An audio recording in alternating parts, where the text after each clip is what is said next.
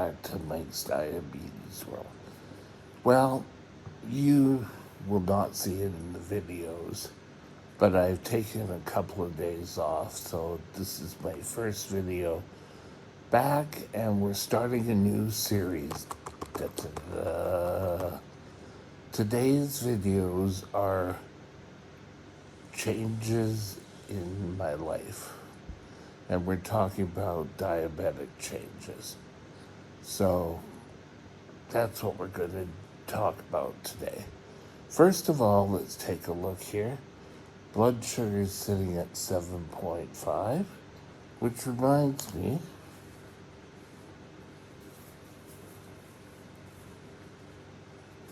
I have it right here. I have to take my snack insulin. Let's clear the screen there for you. Sitting at 7.5. We're going to take insulin, bolus, because I had something to eat. Eating carbs.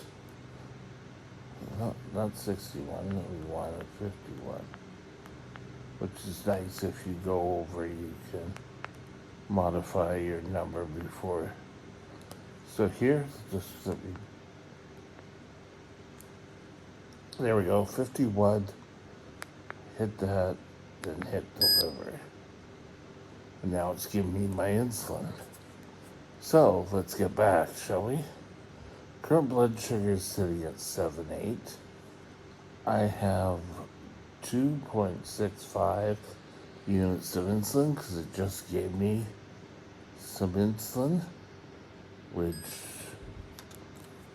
will come here. Very shortly it'll show. Let's keep this. So bolus rate is the pink. Adjustments are the blue lines there. The insulin bottle is where I gave insulin. The knife and fork are representative of when I ate. So I ate breakfast, lunch, and my mid-afternoon snack. Time and range, we're actually sitting at 72. I've had a couple of bad, or not bad days, but days that were not 100% time and range. So I'm at 72, 26 above, which we need to work on, 72 in range, 2% below 3.9, and 8. So this number's come down. So as we work on getting that number down, this will come into play. Or not play, but will give us a better number. Okay, let's get on and let's changes in my diabetic life.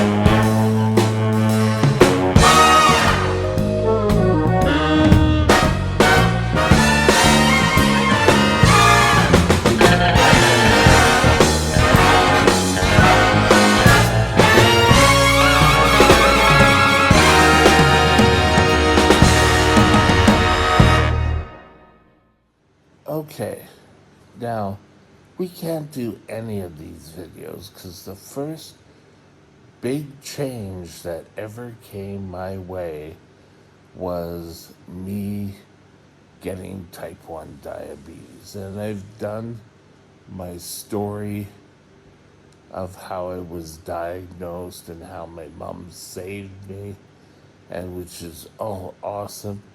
But I thought I'd take it today the big changes. That was, yes, you got diabetes, but the real adventure started the next day. And during that time, I was driven from my home out to Vancouver General Hospital. And I remember this drive number of times. And during that time, it seemed to take forever. It was probably, I didn't know what was going to happen to me. I knew I had to be in the hospital, but I didn't know for what. And I ended up in the hospital because of my diabetes. I was told I have diabetes. The next day I was in the hospital. And this is the day I call my diaversary. I don't call it on the 6th of October. It's the 7th of October because that's the day I first got insulin. And to me, that's the day that I truly became a diabetic. Now, whether you're type 1 or type 2, I feel when you start your regimen is when you're a true diabetic. Before, you're just an uncontrolled diabetic. But when you start to control things, I can remember sitting in a waiting room, and this waiting room really wasn't a waiting room. It was chairs put on either side of the hall of the entrance to the hospital, which was Health Center for Children way back. And in this Health Center for Children, I was taken into an office. There was a lady sitting at an old, if you know typewriters from the old days, it was a IBM Selectric. I loved typing on these things. When I had gone to medical office, they allowed me to play on it sometimes. They loved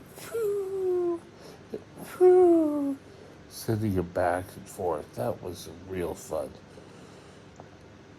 But in this room, she started asking questions, and she started typing out all these forms. I was given a hospital ID bracelet, and we were shown up to the 3rd floor, and I can remember my room was at the end of a hallway, and I went down that hallway, and there was sort of a desk outside our room. I don't know why, but there was a desk there, and there was my room was to the left, and in there was a young guy. He was a couple of years older than I was. He was in there for leukemia. I thought this guy was awesome. And he had a TV, and he was really set up great. He was suffering. But I got the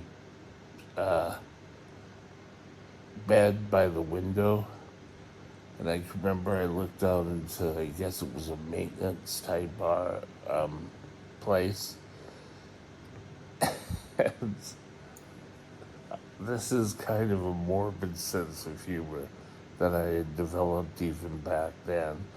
There was a smokestack, which was back when the hospital was first built, and I said, "Oh, that's where they burn the body parts. Oh God! My mom just rolled her eyes. Like it, it's, but he kind of chuckled at it. Um, but they soon came in with lab blood work. I got my blood work taken. I think it was 984 or something, either 894, and I was quite high. And during that time, I didn't get an IV. They just gave me a shot of insulin.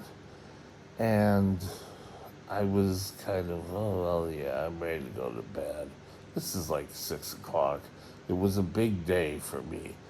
I'd been there since 11, 6 o'clock. I was ready to go to bed. And they came in and I got my first shot of insulin. And giving it 2 hours, I was kind of like, okay, I'm ready to do it. My blood sugar had come down significantly, and I started to feel so much better, and life was really starting to change. It seemed during that month, but logic tells me now, and probably anyone listening, that I didn't all of a sudden lose weight. I was a fat kid. Yes, I'm still big now, but I got diabetes, and it seemed within that month I shot up, I'd lost weight. Well, when you're diagnosed with type 1 diabetes, you lose an awful lot of weight. This is pretty much from urinating a lot and getting dehydrated, and I think, unbeknownst to me, puberty had set in and I had started to grow. So at the end of the month I was in the hospital, I went back to school and everyone thought I was a new kid. And I can remember going in my homeroom class for the first time, and my homeroom teacher, which I had known since my sister had had him, and I always felt it was neat that I got his same teacher as my homeroom teacher. Anyway,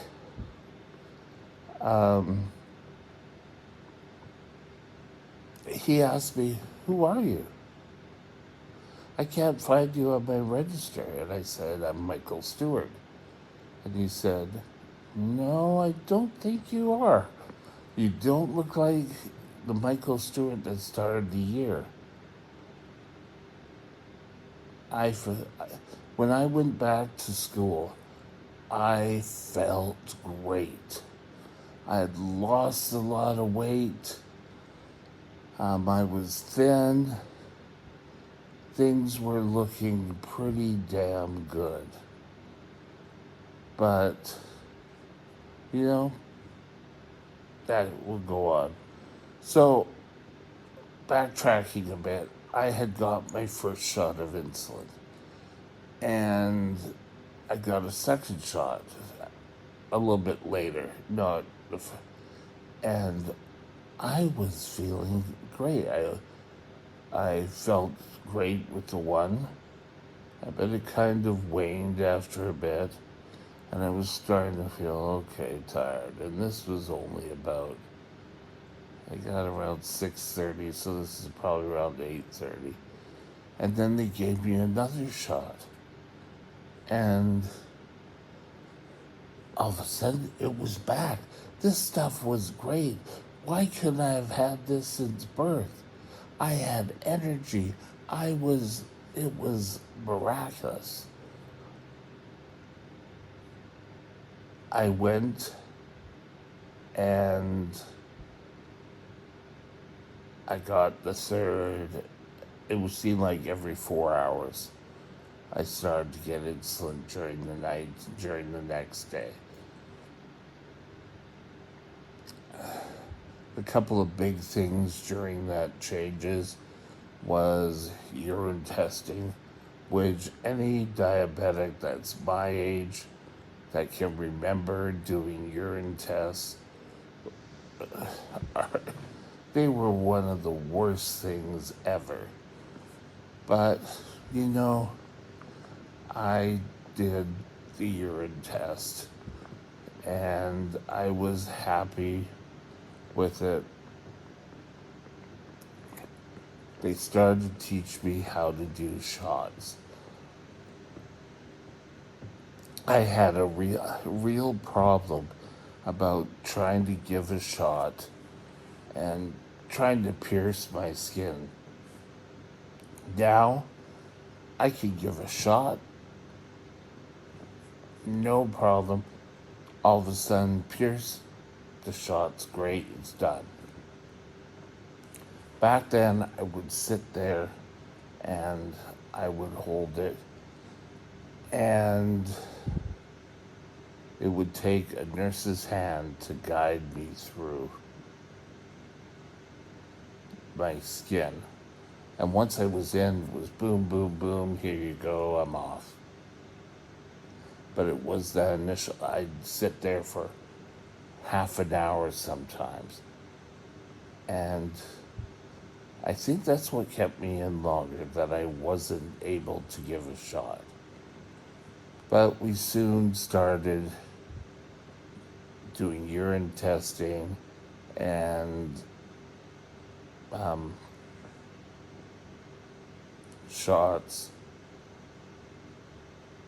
And then they introduced another type of insulin so that I could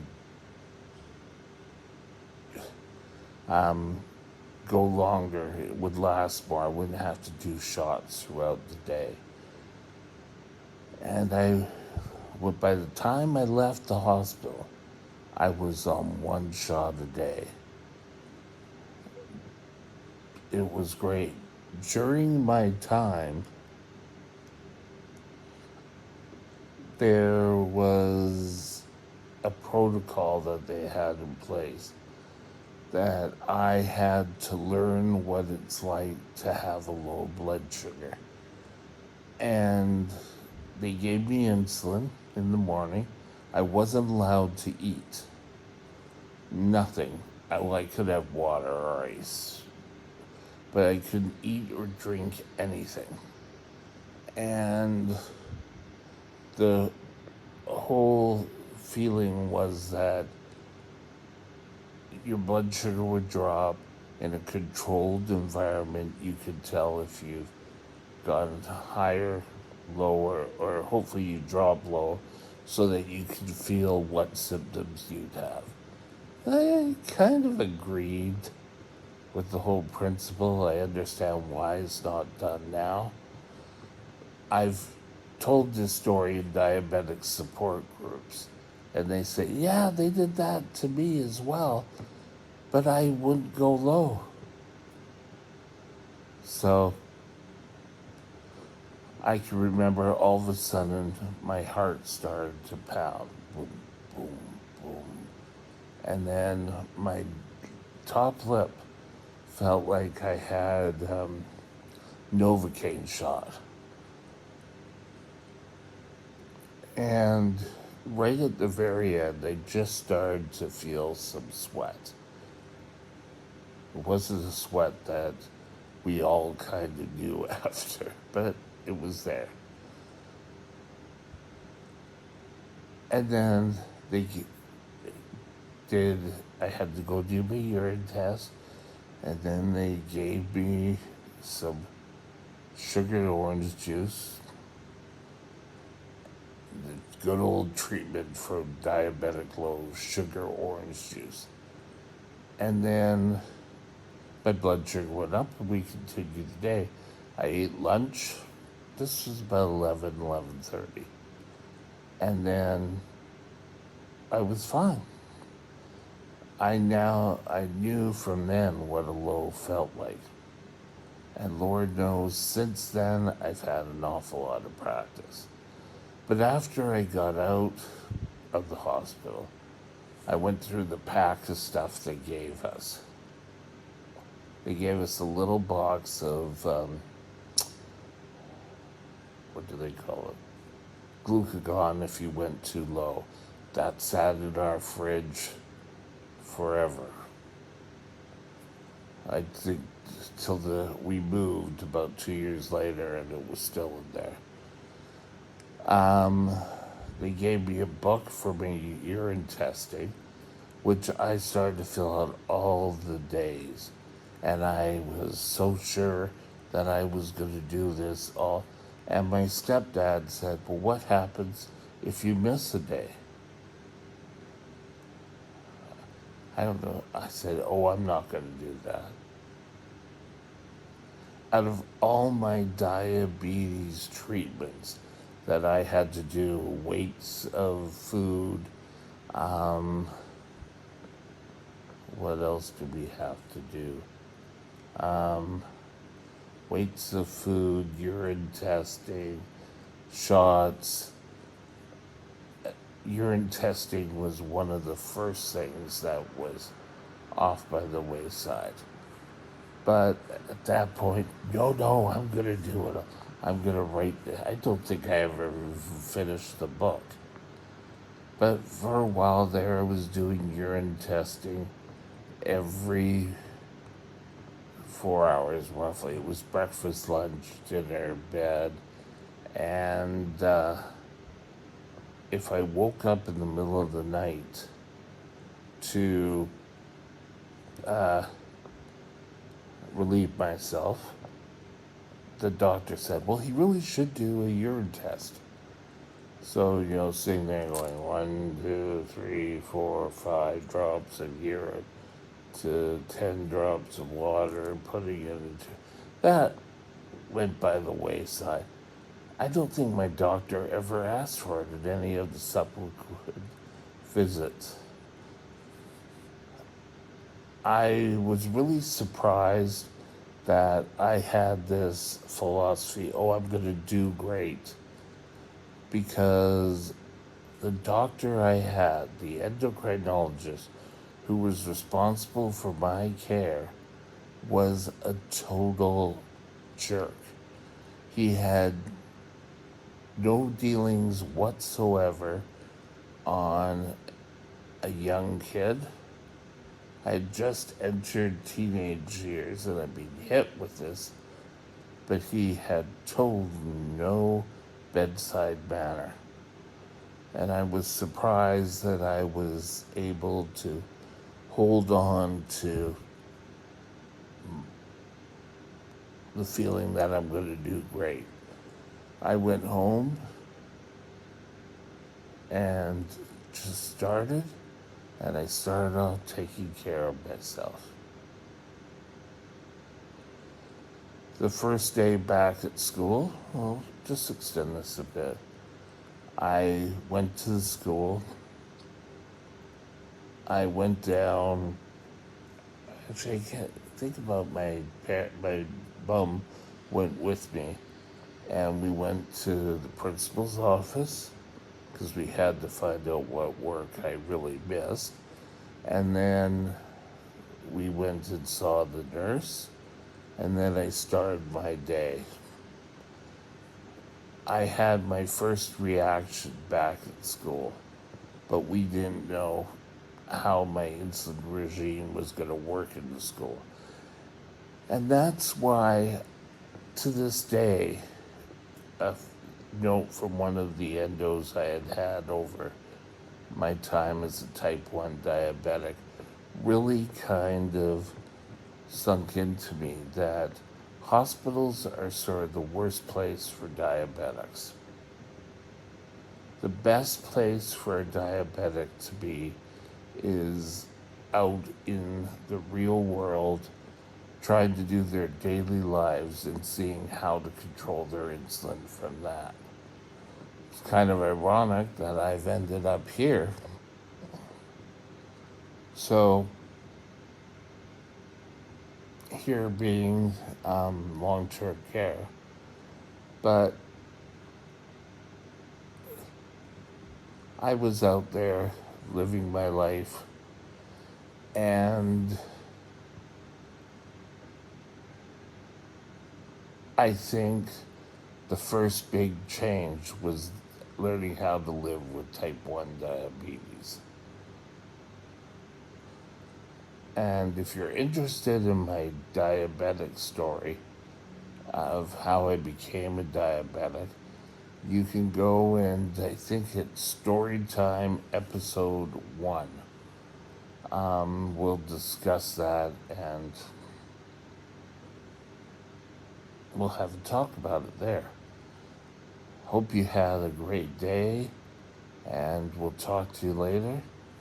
Bye now. My email address is Mike's Diabetes World at gmail.com. All one line. Drop me